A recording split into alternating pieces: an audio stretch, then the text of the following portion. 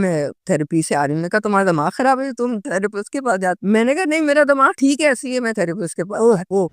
नहीं, मेरा दिमाग ठीक है, मैं इसलिए थेरेपी पे जाती हूँ। कितनी पावरफुल बात की है इन्होंने। As a clinical psychologist let me say this loud, therapy is not for damaged minds, therapy is for aware minds. ऐसे वो लोग जो अपने इमोशंस पे काम करना चाहते हैं और अपनी मेंटल हेल्थ को बहुत नेक्स्ट लेवल पे लेके जाना चाहते हैं। बिकॉज़ दे हैव रियलाइज्ड कि अब हम मज़ीद इमोशनल ट्रॉमा और टॉक्सिसिटी बर्दाश्त नहीं करेंगे।